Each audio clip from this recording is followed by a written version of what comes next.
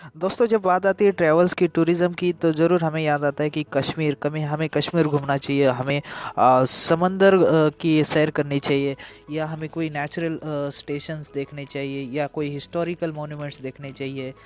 तो आज के वीडियो में आपको ऐसे ही बहुत सारे रिलीजियस प्लेसेस या नेचुरल स्टेशंस हो, हिस्टोरिकल मॉन्यूमेंट्स हो, उसके बारे में बताऊंगा। Of course I am going to tell about the state of Orissa and why you should visit the state of Orissa. Orissa state में ऐसे कौन से मोन्यूमेंट्स है, ऐसे कौन से हिस्टोरिकल प्लेसेस है, वो आपको ज़िंदगी में एक बार ज़रूर देखना चाहिए। उड़ीसा के जो लोग हैं उनका कल्चर ज़रूर जानना चाहिए। वहाँ के जो ट्राइब्स है उनका क्या पहरा होता है, उनकी क्या ख़ास बात है, ये सारे बहुत सारे बातचीत हमें ज़रूर पता होनी चाहिए। तो चलो, विदाउट वेस्टिंग मच टाइम, तो सबसे पहले हमें मालूम होना चाहिए कि उड़ीसा स्टेट है कहाँ पे एग्जैक्टली, राइट। तो यहाँ पे देखिए इस ग्राफ में उड़ीसा स्टेट है ईस्टर्न, बोल सकते हैं कि हम ईस्टर्न घाट में। तो बे ऑफ बंगाल उसे टच करता है, उसके नॉर्थ में है झारखंड, और बाजू में ही वेस्ट बंगाल है, और एक साइड में है छत्तीसगढ़, और नीचे की तरफ देखेंगे तो आंध्र प्रदेश है, राइट।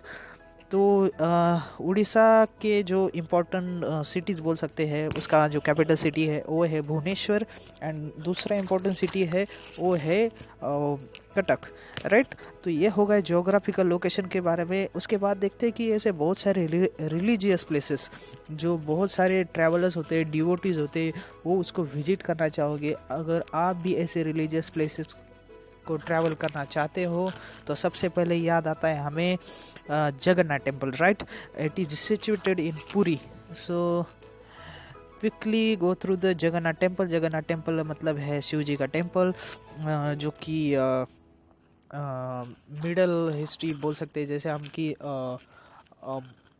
मेडिवल हिस्ट्री जो कि पार्ट आता है 19 सेंचुरी का, तब ये बिल्ट किया गया है जगन्नाथ टेम्पल। बहुत ही खूबसूरत है दिखने में, और बहुत सारे लोग not from the Orissa but all over the across the India come here to visit this place. देखिए पुरी में बस मंदिर ही दिखने लायक नहीं है, पर पुरी का जो बीच है वो भी बहुत खूबसूरत है। उसकी विजिट करने के लिए बहुत सारे इंटरनेशनल विजिटर्स भी आते हैं, बोल सकते हैं कि हम इंटरनेशनल टूरिस्ट भी आते हैं। देखो, जगन्नाथपुरी की बात आती है तो सबसे इम्पोर्टेंट है कि यहाँ के जो रथ यात्रा होती है, वो रथ यात्रा देखने के लिए, या बोल सकते हैं कि बहुत सारे उड़ीसा के बाकी ज़िलों से लोग आते हैं रथ यात्रा के लिए। तो ये रथ यात्रा के टाइम बहुत ज़्यादा पैमाने पर लोग आते हैं और भीड़ हो जाती है। उस टाइम सिक्योरिटी का भी कंसर्न्स आता है, राइट। जगन्नाथपुरी में और क्या देखने लायक है, तो बीच मैंने बोला वहाँ पे होता है सैंड फेस्टिवल। तो आप ज़रूर पूछेंगे कि सैंड फेस्टिवल कब होता है, तो मैं आपको बता देता हूँ कि दिसंबर मंथ में ये सैंड फेस्टिवल होता है। And when it comes to the sand festival, you may heard about the Sudarsan Pattnaik. He is the renowned sand artist. एक बहुत ही खूबसूरत कलाकार है, जो कि सैंड की मदद से ऐसे कलाकृति बनाता है। वो देखने के लिए बहुत सारे जगह से लोग आते हैं। उसने बहुत सारे अवार्ड्स भी जीते हैं, नेशनल लेवल हो, इंटरनेशनल लेवल हो। और मैं जो बात कर रहा हूँ सैंड फेस्टिवल, वो है इंटरनेशनल सैंड फेस्टिवल। माने बाहर सारे कंट्री से भी जो आर्टिस्ट है वो आते हैं और वो सैंड की कलाकृति बनाते हैं। वो देखने का नज़रिया बहुत ही खूबसूरत होता है, और मैं चाहूँगा कि आप ज़रूर एक बार उसको विजिट करें। तो विजिट करने के लिए मंथ होता है दिसंबर, so you can plan accordingly. So देखिए, अगर आप आर्म फोर्स पर्सनल है तो आपको अकोमोडेशन का ज़रूर फैसिलिटी प्रोवाइड किया जाता है यहाँ पे।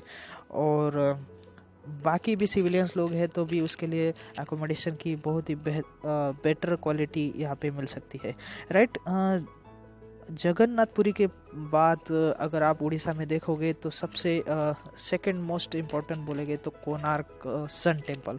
देखिए, ये सन टेम्पल है, मतलब ये है सूर्य का मंदिर।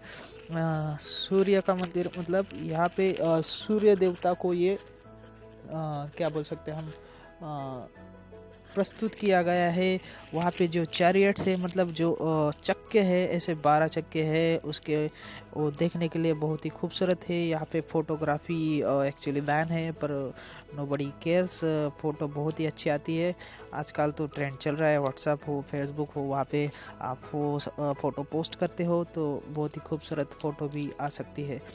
देखिए यहाँ पे सन टेम्पल की खासियत बताऊंगा मैं तो, इसी के बगल में एक म्यूज़ियम है। म्यूज़ियम में उसके बारे में, सन टेम्पल के बारे में बहुत ही साइंटिफिक इंफॉर्मेशन दी है, जो कि आप देखेंगे तो आपको पता चला कि ये कैसे बिल्ड किया, उसको क्या क्या प्रॉब्लम से फेस की। एक्चुअली एक एक्सीडेंट हुआ, मतलब उसमें ये पूरा सन टेम्पल गिर गया था, उसको फिर रिनाव किया गया। अभी देखेंगे तो आप विजिट करोगे तो उसका कंटिन्यूसली रीस्ट्रक्चरिंग चल रहा होता है। तो ये सन टेम्पल के बारे में हुआ। उसमें बहुत सारे कल्चरल्स प्रोग्राम भी इवेंट किए जाते हैं, जैसे कि कोणार्क फेस्टिवल, जो भी आप प्लान करके देख सकते हैं। देखिए उड़ीसा में कोणार्क के बाद आप देखना चाहोगे तो वो है चिल्का लेक। देखिए India's biggest salt water lake है, मतलब खारे पानी का सबसे बड़ा लेक बोल सकते हैं। It is also a kind of lagoon. So let me tell you what is actually lagoon. Lagoon is we can say a small water body separated from the large water body by island or reef. मतलब एक छोटा water body है, वो बड़े water body से separate किया गया एक आइलैंड या एक रीफ से मदद से। तो ये है खारे पानी का, जो कि बे ऑफ बंगाल से सेपरेट किया गया है लगून। ये है लेक। और मोस्ट इम्पॉर्टेंट यहाँ पे देखने के लिए वो है माइग्रेटरी बर्ड्स, जो कि सुना होगा आपने कि साइबेरियन क्रेन से यहाँ पे दिखाई दे रहे हैं, वो जो कि हज़ारों माइल का डिस्टेंस कवर करके आते हैं चिल्का लेक में, और उनको देखने के लिए बहुत सारे टूरिस्ट आते हैं। तो देखिए इसके बारे में और मैं बता देता हूँ कि जो बर्ड्स है उनका जो पोचिंग होता है, मतलब उनका हंटिंग किया जाता है, बहुत सारे पर्पज़ के लिए हो सकता है कि इकोनॉमिकल या कुछ उससे आर्ट्स या कुछ बनाते होंगे। पर ये भी बहुत सारे प्रॉब्लम फेस कर रहे हैं वहाँ के जो बर्ड्स है, वो जो इतने दूर से आते हैं उनका हंटिंग हो जाता है। Very sad. सो नेक्स्ट मैं बताऊंगा आपको उड़ीसा में देखने के लायक है, वो है olive ridley turtle at Gahirmatha. तो सबसे पहले बात आती है ओलिव मतलब क्या है। तो ओलिव मतलब होता है पीला और हरा, इसका जो मिक्स कलर होता है उसको बोलते हैं olive colour, right. Ridley is the scientist name who is invented और we can say studied about the turtles. And when it comes to turtles, what is turtle and what is tortoise. So turtle और tortoise में different ये है कि जो हिंदी में बोलते हैं कछुआ, तो कछुआ के जो पैर होते हैं, जब ज़मीन पे जो चलता है कछुआ, उसको बोलते हैं टॉर्टोइज। और जो सी में टॉर्टोइज होता है वो है टर्टल। तो ये सी में जो टॉर्टोइज होता है उसका जो पैर है वो modified into the flappers, right. तो ओके, जो ये टर्टल्स है उसके बारे में बता रहा था कि वो बहुत ही मतलब नॉर्मल जो टॉर्टोइज है उससे काफ़ी बड़े होते हैं, उनका वेट ज़्यादा होता है। और ये गहिरमाथा में क्यों फेमस है, राइट। तो ये देखिए, ये अंडा देने के लिए हज़ारों की संख्या में आते हैं गहिरमाथा। ये एक जगह का नाम है उड़ीसा के, और वहाँ पे जो बीच है वो भी अंडा देने के लिए बहुत ही फेवराइल बोल सकते हैं, या नेस्टिंग बीच बोलते हैं उसको, कि वहाँ की जो मिट्टी है वहाँ पे जो अंडे हैं उनका ब्रीडिंग अच्छे से होता होगा। इसलिए बहुत सारे, मतलब हाँ, बाकी सारे कंट्री का जो सी है वहाँ से भी बहुत सारे टर्टल्स है वहाँ पे आ जाते हैं। और यहाँ पे देखिए जब ये पर्टिकुलर मंथ में आते हैं, राइट। तो मैं आपको बता देती हूँ कि ईयर के कौन से मंथ में आते हैं। तो ये आते हैं, देखिए जो जनवरी से लेके जो मार्च तक का जो पीरियड होता है, उसी टाइम पे ये आते हैं। हज़ारों की संख्या में आते हैं, लाखों की संख्या में आते हैं। और देखिए उसके साथ ही जो एनवायरमेंटल NGOs है, जैसे कि उनको जो अंडे हैं वो बचाने के लिए, तो बोलेगी क्यों बचाना है इनको, क्योंकि ये देखिए जो सी टर्टल्स है एक इंडेंजर स्पेसीज है, तो उनको बचाना अपना काम है। नहीं तो अगर उनकी हंटिंग हो जाएगी, उनको अगर फिशिंग या ट्रॉलर से नहीं बचाया गया, या उनके अंडे अगर हमने जो वहाँ पे जो कुत्ते होते, जानवर होते, वो अंडे लेके जाते या फोड़ देते या खा जाते हैं, तो उनसे बचाने के लिए बहुत सारे एनजीओ यहाँ पे क्या लगाते हैं, और टेंट लगाते हैं, और उनको प्रोटेक्शन करने के लिए बहुत सारे पुलिस विलिस भी आ जाती है। ऐसा टाइप का माहौल हो जाता है। और आप देख सकते हैं कि जनवरी से लेके मार्च तक आप विजिट भी कर सकते हैं olive related at Gahirmatha. Right, moving toward the next, देखिए ये है integrated test range at Balasore. ये उड़ीसा का जो बालासोर डिस्ट्रिक्ट है, वहाँ पे एक इंटीग्रेटेड टेस्ट रेंज है। आप बोलेंगे ये क्या है, तो ये मिसाइल टेस्टिंग रेंज है। यहाँ पे जो अपने DRDO हो या इंडियन आर्मी हो या बहुत सारे जो मिसाइल्स हो, तो उसका टेस्टिंग यहाँ पे होता है। आप उसको विजिट कर सकते हैं, नहीं कर सकते, उसके बारे में एश्योरेंस नहीं दे सकता है, क्योंकि सिक्योरिटी कंसर्न से आपको विजिट दिया जाएगा, वो आपको उसके बारे में सर्च करना पड़ेगा। So let me quickly go through the next. Next है, देखिए wheeler island of Orissa became Abdul Kalam island. देखिए एक आइलैंड है, छोटा सा आइलैंड, वहाँ पे क्या होता है, सैटेलाइट लॉन्चिंग पैड है, या बोल सकते हैं कि मिसाइल टेस्टिंग भी होता है वहाँ से। और यहाँ पे देख रहे हैं कि आप अग्नि 5 का टेस्टिंग हो रहा है यहाँ पे।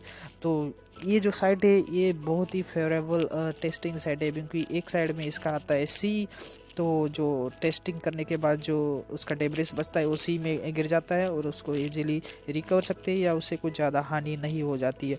अगर वो लैंड पे गिर जाता तो उससे हो सकता है ज़्यादा हानि हो सकती है। राइट, तो ये पहले उसका नाम था व्हीलर आइलैंड, और उसका नेम चेंज करके उसको बना दिया है अब्दुल कलाम आइलैंड, जो कि अपने, आपको तो पता ही, राष्ट्रपति थे, उनके यादगारी में ये बना दिया Abdul Kalam island. So next देखते हैं कि यहाँ के जो लोग हैं उनका क्या कल्चर है, वो कौन सी उनका ऑक्यूपेशन के है। तो सबसे ज़्यादा मैं बता दूं कि उड़ीसा में बहुत ही बारिश होती है, बारिश ज़्यादा होती है, तो वहाँ पे एक्चुअली आती है राइस की खेती, और उसको बोलते हैं हम पैडी कल्चर। तो ये आप देख रहे हैं कि यहाँ पे पैडी कल्चर रहते हैं, पैडी कल्चर हो रहा है। और बोल सकते हैं कि मेन जो फूड क्रॉप है यहाँ का वो है पैडी। देन नेक्स्ट दूसरा है, देखिए वास्ट कोस्ट लाइन है यहाँ पे। मैं बता देता हूँ कि कितनी कोस्ट लाइन की लेंथ है। तो इसके जो कोस्ट लाइन है, इसकी लेंथ है 560 किलोमीटर। देखिए उड़ीसा को बहुत ही लंबी कोस्ट लाइन है।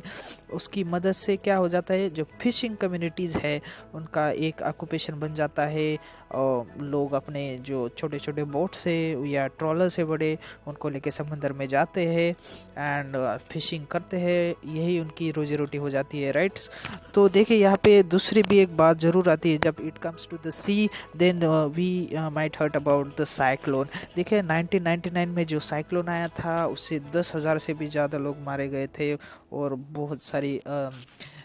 बहुत सारा नुकसान भी हुआ था। राइट, तो यहाँ पे जो बे ऑफ बंगाल है, वहाँ पे जो लो प्रेशर का जो प्रॉब्लम है, वो नेचुरली, यार हम कुछ नहीं कर सकते, नेचुरल कैलामिटी है, वहाँ पे लो प्रेशर बिल्टअप हो जाता है। एंड देन द विंड का जो फ्लो हो जाता है, वो सर्कुलर मोशन में आ जाता है, और उससे तैयार हो जाते हैं साइक्लोन। एंड वो रिवॉल्विंग जो सर्कुलेशन, ये जो बॉडी है, वो घूमते घूमते आ जाती है, लैंडफॉल हो जाता है।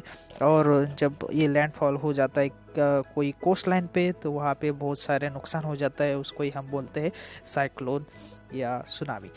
So moving toward the next, ये है उड़ीसा के विलेजेस। देखिए बहुत सारा खूबसूरत विलेज है। मैं बताऊंगा कि ये जो विलेज का स्ट्रक्चर है, ये बहुत ही एंशिएंट टाइप का है। यहाँ के जो घर है वो देखने लायक है, लकड़ी से बने हुए पूरे घर टाइप है। देखिए अभी तो ज़माना बदल रहा है, तो उसके हिसाब से घर भी बदल रहे, पर मैं बोलूँगा कि मैक्सिमम जो घर से वो इसी टाइप के हैं। और आप देखने जाओगे तो आपको लगेगा यार मैं कौन सी दुनिया में आ गया। तो बहुत ही एक बड़ा एक्सपीरियंस होता है, मैंने खुद देखे।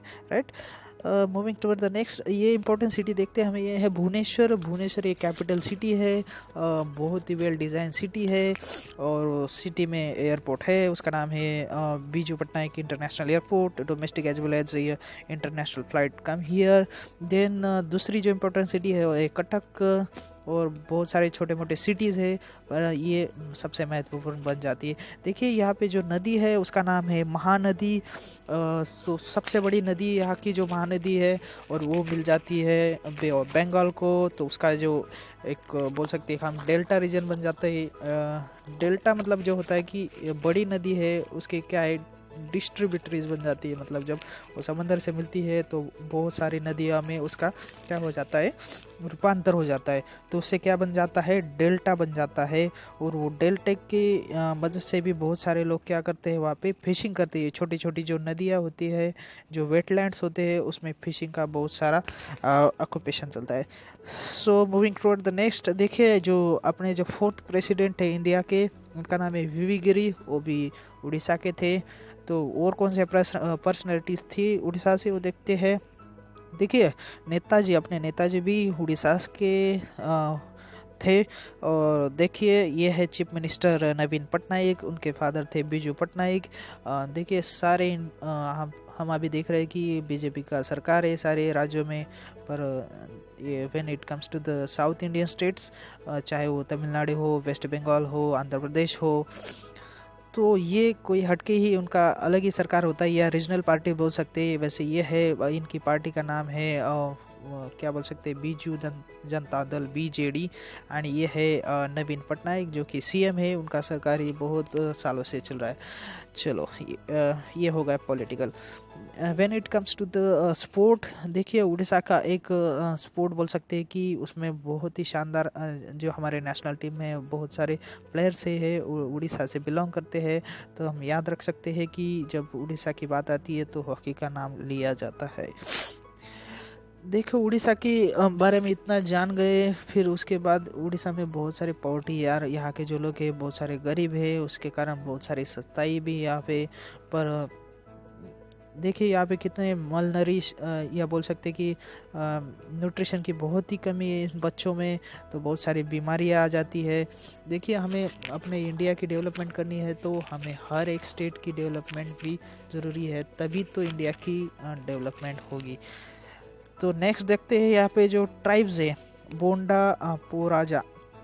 देखिए बहुत सारे ट्राइब्स है, जैसे अंडमान में भी अंडमानी ट्राइब्स है या जरावा है, और बाकी सारे मध्य प्रदेश में भी बहुत सारे ट्राइब्स है। वैसे यहाँ के जो ट्राइब्स है उनका नाम है बोंडा, उनका कल्चर ही अलग होता है।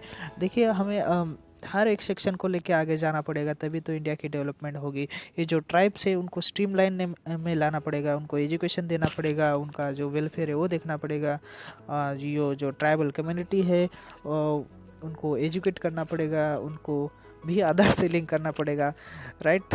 देन देखिए यहाँ पे जो मैंने हाईलाइट किया है वो है बाथिंग सिस्टम। देखिए मैंने उड़ीसा में एक नोटिस किया है कि जो बाथ मतलब जो हम नहाते हैं वो एक छोटे छोटे pond like wetland like structure होता है, वहाँ पे सारे लोग नहाते हैं, तो उसी में ही कपड़े धोते हैं और उसी में ही नहाते हैं।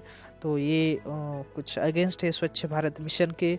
तो हमें जब स्वच्छ भारत मिशन 2019 तक हमें कंप्लीट करना है, तो ये इसको कुछ बदलना ही पड़ेगा, ये मेरे को हाईलाइट करना पड़ा, राइट। देखिए उड़ीसा में मैंने दूसरी बैड हैबिट लोगों की देखी, जो पान खाते। हर एक जो मैं देखूंगा या आप नोटिस करोगे उड़ीसा में आके, तो जो लोग हैं बोलोगे 60-70% जो लोग हैं वो पान खाते हैं और इधर उधर थूकते रहते हैं। ये मेरे को बिल्कुल अच्छा नहीं लगता, तो मैंने ये भी हाईलाइट कर दिया, राइट। देन नेक्स्ट ये देखिए बहुत ही घटिया मैंने नोटिस किया कि बाकी सारे स्टेट में मैं घुमा हूँ तो उसमें इतना मेरे को बुरा नहीं लगा उतना उड़ीसा में आके, क्योंकि यहाँ के जो लोग हैं वो बहुत ही, उनको शर्म ही नहीं यार, जहाँ देखे वहाँ लग जाते हैं यार। ये बहुत ही गलत है, मुझे हाईलाइट करने की ज़रूरत पड़ी।